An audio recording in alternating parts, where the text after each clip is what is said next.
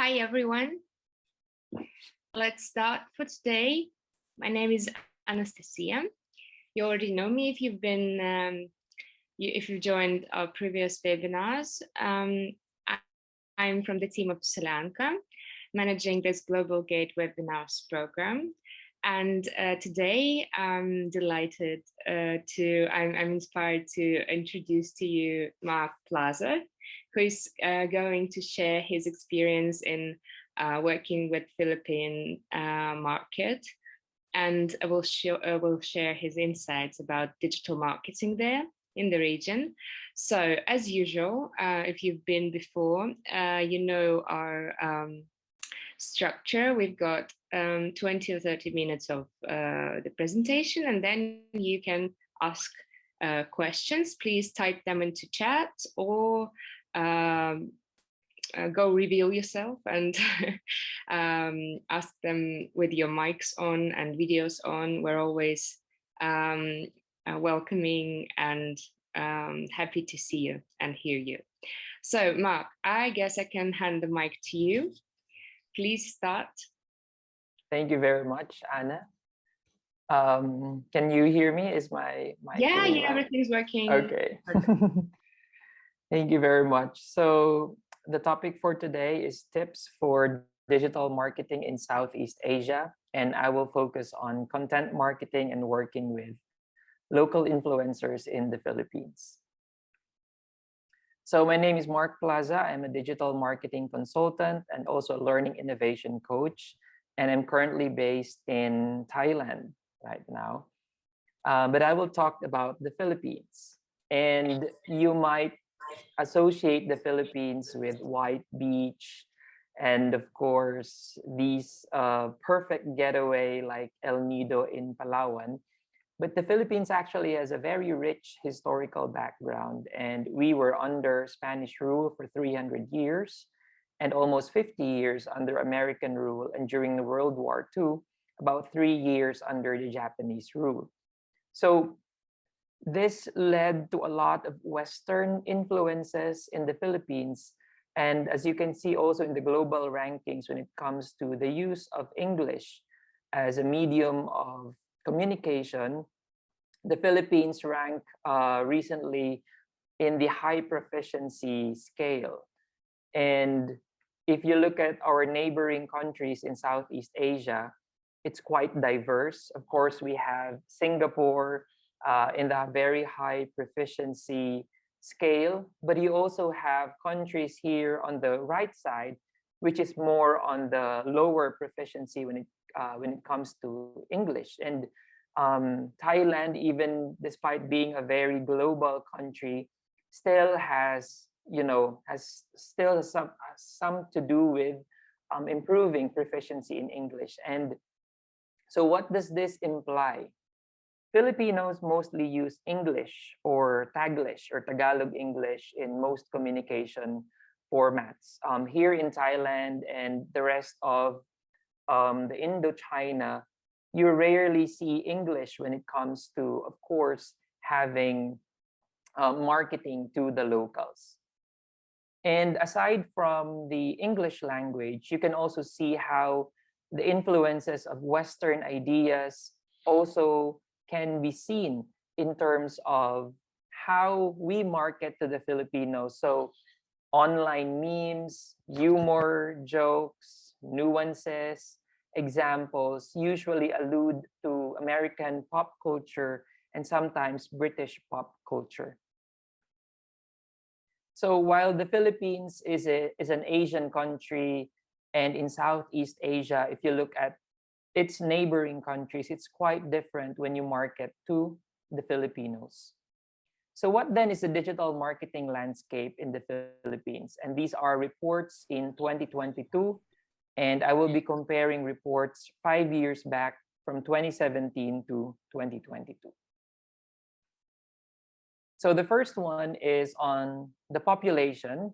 In 2017, we're about 103 million, but right now it's already in 111.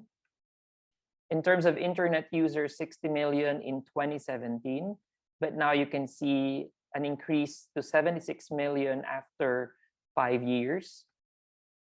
Cellular phones is at 54 million in 2017, but this year you can see a very large leap of 156.5 million. You might be wondering, why is there like ×3 number of cellular phones? So it is common among Filipinos to actually own 2 to 3 cellular phones. And in terms of active social media users, 60 million in 2017, but in 2022, you can see a large increase as well at 92.5 million. So in terms of social media platforms, the Philippines is still a very Facebook country. And I think Anastasia would know this because she contacted me through Facebook Messenger. We are really a very Facebook country. And as you can see here, we are in the top 10 among the world that use Facebook. But also you can see here neighboring countries in Southeast Asia. We are second to Indonesia.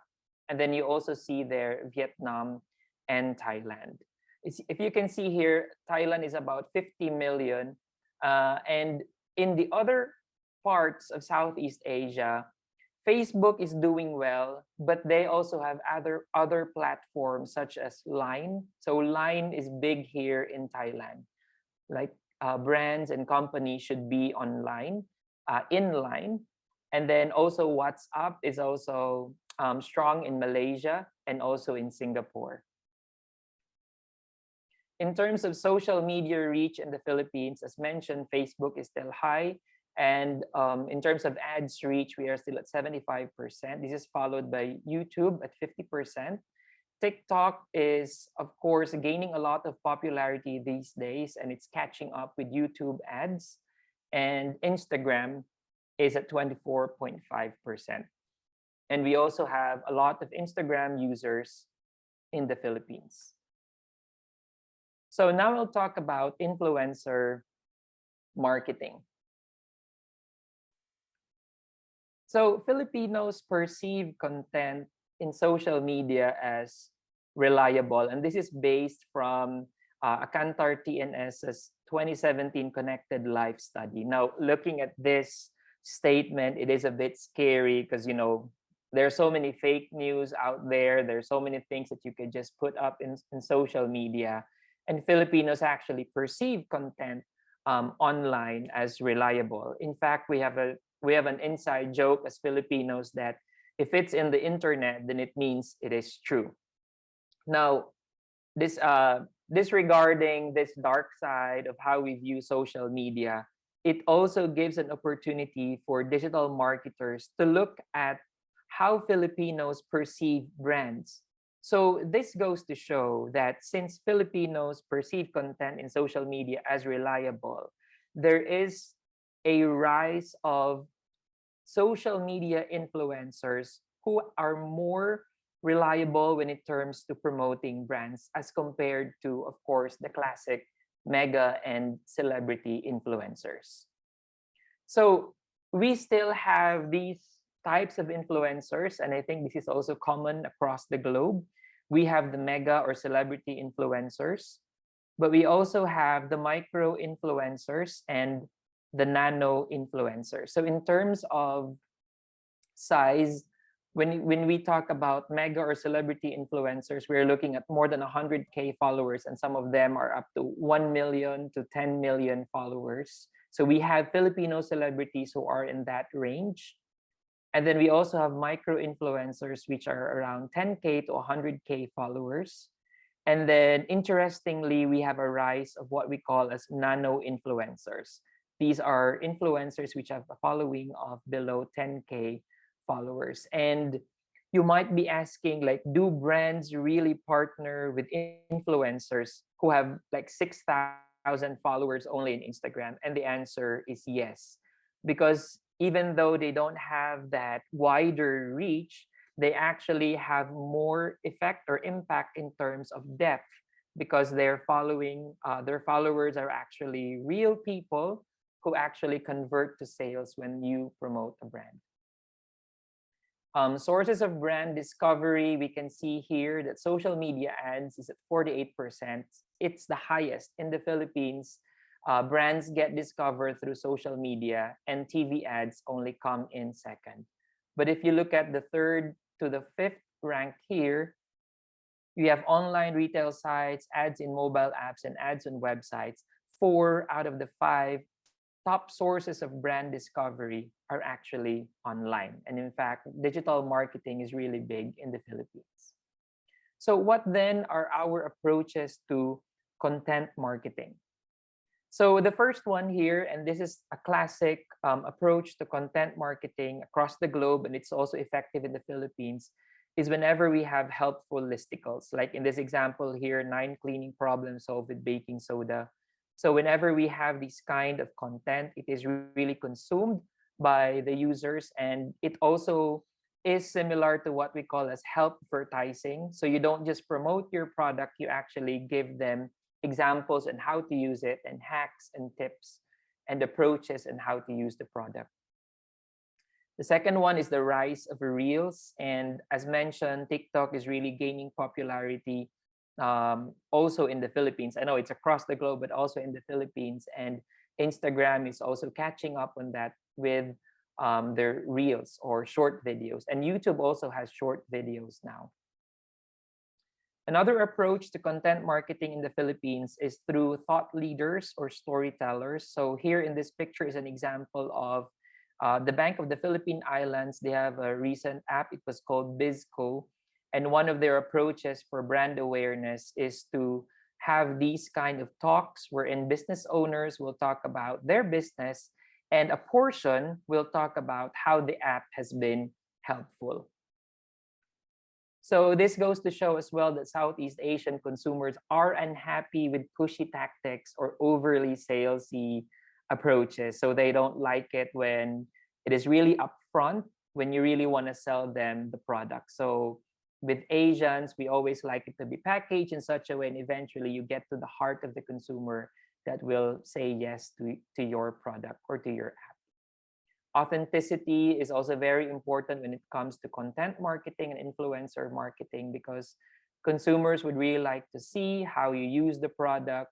And this is true also across the world, but in the Philippines, it's really very real. And sometimes we even have this like anti-Instagram look, wherein sometimes you really have to show like how messy your house is. It's more important to them if you're promoting household products for cleaning, then you just have to show how you use it at home.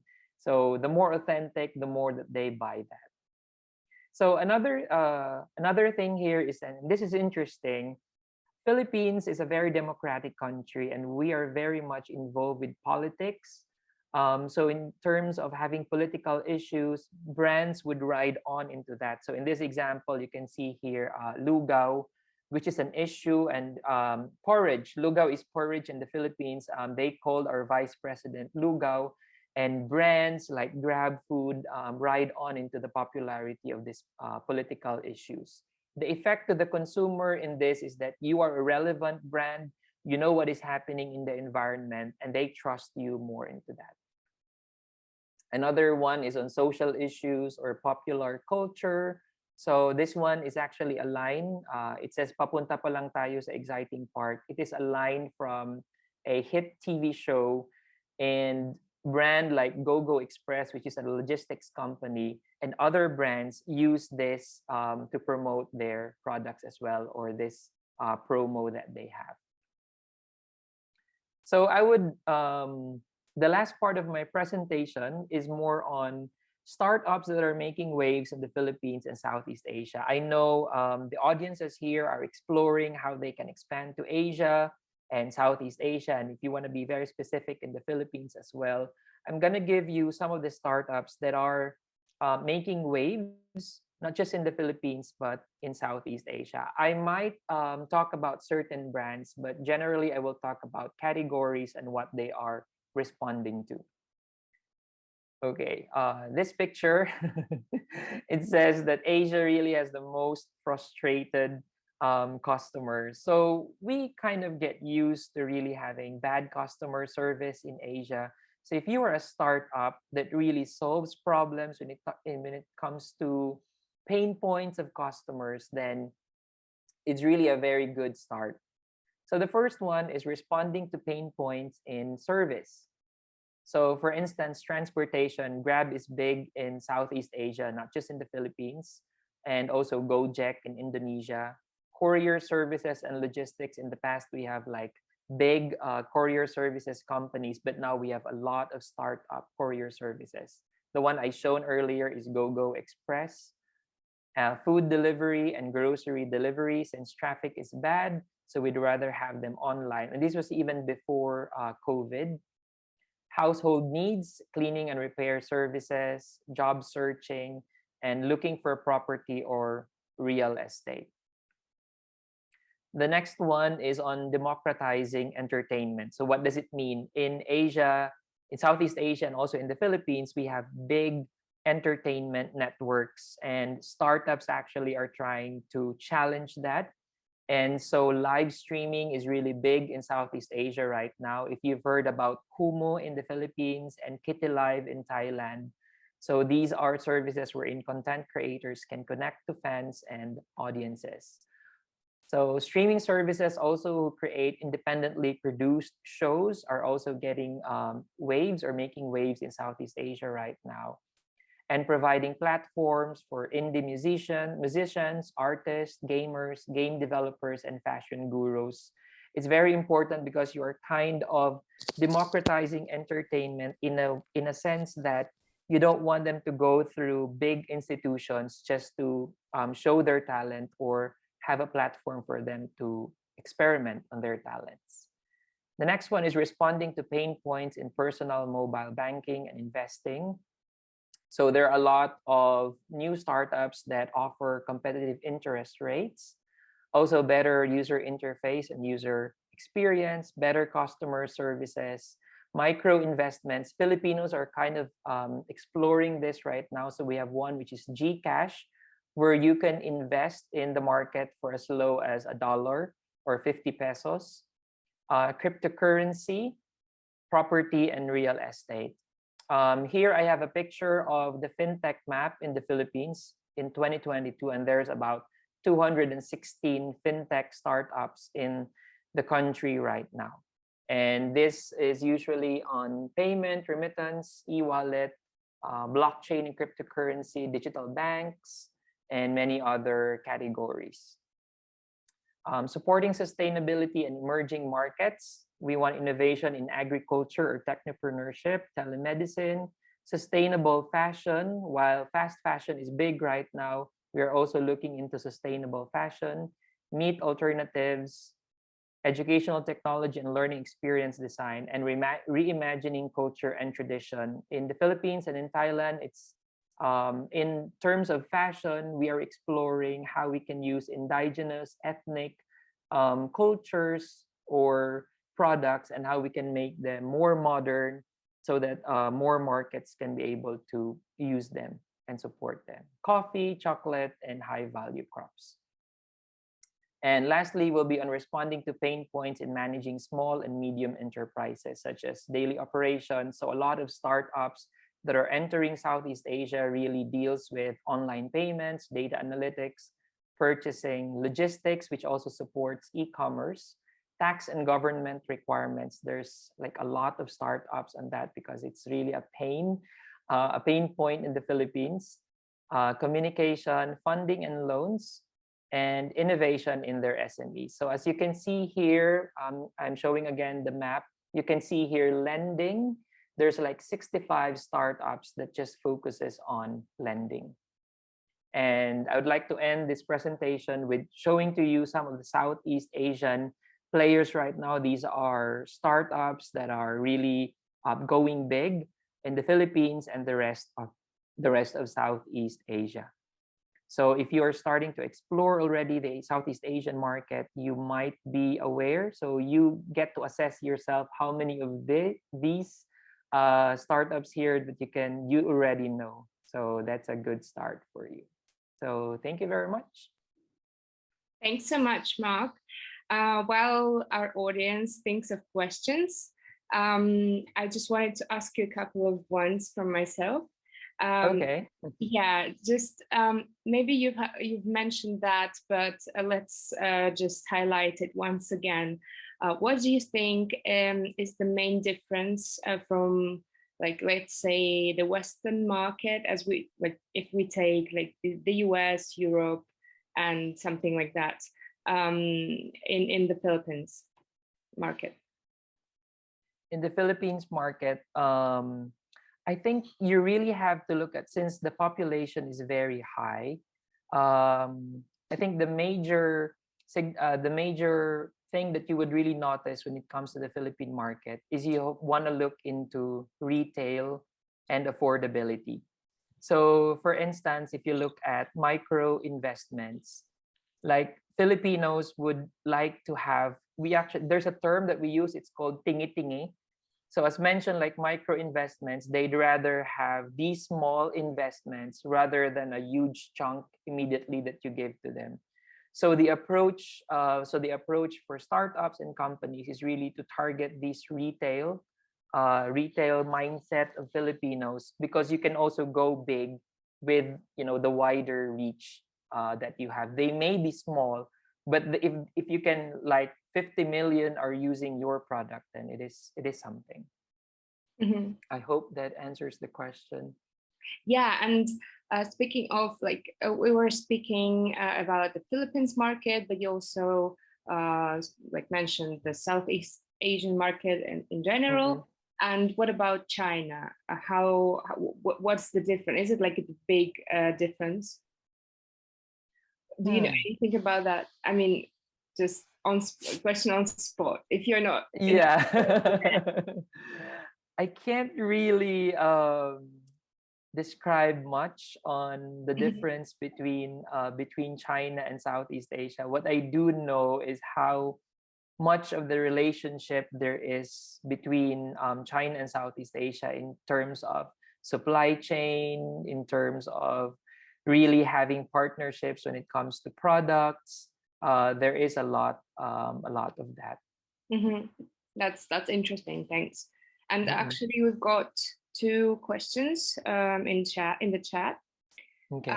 Anwar is asking, what is the average salary and how expensive is the online advertising comparing to other countries? You mean the Oh, average salary of a digital marketing specialist, like an expert or something like that, Anwar? I hope, or I in don't, general. or in general, yeah. But yeah, maybe you can start answering, and then we'll get uh, Yeah. Okay. the specification. Okay. So the minimum wage in the Philippines is about 500 pesos. So that's about $10. So 10 US dollars a day. That is the minimum wage in the Philippines. But if you're looking at like for digital marketing or anything that is online, that'll be about from 20,000 to 30,000. At least that is for entry level. 20,000 pesos to 30,000 pesos. And then in terms of digital marketing, it is quite cheap. If I can tell you about CPC here for clicks, I think you could get as low as 60 centavos. How do I say that? 60 centavos. So $1 is 50 pesos. So 60 centavos is less than 1 peso. So that's really super cheap, because I think in the US that'll be about $1.60. So here in the Philippines, you could like when I do Facebook marketing, Facebook ad marketing, it's as low as 60 centavos to 1 peso and 80 centavos. I think that's the highest. For me, that's already very high when it's 1 peso and 84 CPM. So yeah, again, um, it is low, and I think we always go back to the retail mindset again of the Filipinos, especially for small businesses who would like to try to do Facebook ad marketing. It is quite cheaper here. Thanks. And also, one of the attendees asked whether you're okay with sharing these slides, the presentation with the audience. So let me know and we'll be able to spread that afterwards. And Yeah, sure. yeah, we've got one question in Russian, so I will translate that. Translate. Yeah. Yeah, a question from Yana. She's asking, do influencers in the Philippines use sales funnels in their chatbots? I guess, yeah, you mentioned bots, then you mean chatbots. And how are they gathering the client base database, and how are they communicating with them? Whether it's only a social media aspect, like your followers, or they use some additional tools for that. So this is influencers or the brands who partner with the influencers? Um, could you, what is the difference? Like, once again. Sorry, because it's mentioned like how do they like assess, right? How do they assess if a campaign, a marketing campaign is successful, right? But usually it is not the influencer who would, I mean, you would have your own analytics, right? You would have your reach, you would have your impressions. But in terms of who would really want to see that more, and like if you want to have bots, I think those are the brands. But when we usually work with influencers, we usually just ask them for data on like what was the reach, what was the impressions for these campaigns. But then I would tell you that this is usually done by brands on micro and nano influencers. But if it's like a celebrity influencers, it's like insulting if you ask for this, because you would know already. You like there are ways that you could actually see their reach. Yeah, there are ways that you could look for that. Yeah, Yana was asking about influencers themselves, like gathering this. Yeah, yeah.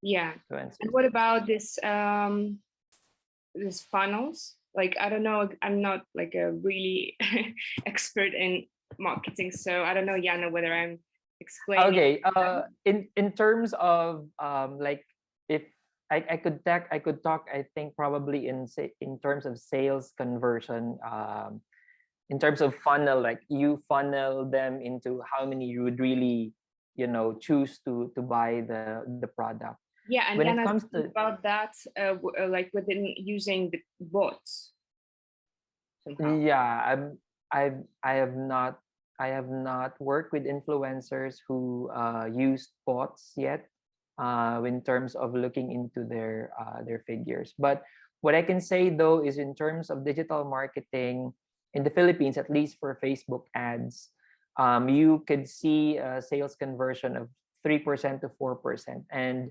10% is really very elusive when it comes to ads marketing. But sometimes you could reach up to 9 to 10%. And I think that's fair enough. Great, thanks. And does anyone have a question or a remark or a comment? Let us know. Maybe someone, Yana says thank you to you, Mark. You're welcome. Yeah. Does anyone want to join us with the video and audio, maybe, or not? Maybe not. Okay. Thank you, Mark. This was insightful and really, really interesting. And we hope that, yeah, you'll share the slides and people will be definitely. able to explore that more, because I think that most of them are just stunned with the information about the new market. But I hope they are not like information overload. No, not overload, but they really need to process it because it's something super new. Yeah, and we in our program we're speaking about some markets that may not be like obvious for everyone, because everybody was looking into the US and everything like that, and we're trying to focus on other global markets. So Yeah. so people sometimes need to process. Thank you so much. And Thank you yeah, too. just guys, let us know if you want to talk to Mark further and discuss something else, and we'll be glad to connect you. And yeah, thanks for joining, and looking forward to meeting you at our next webinars. So don't miss them. We've got Africa coming. We've got Vietnam. We've got China and Israel, and also what else? Yeah, Africa will be. We'll have several markets. We'll discuss several markets. The South Africa and other as well, other geographies there. So thanks so much, and have a nice day. It's a good start of the week. Thank you. Bye. Bye.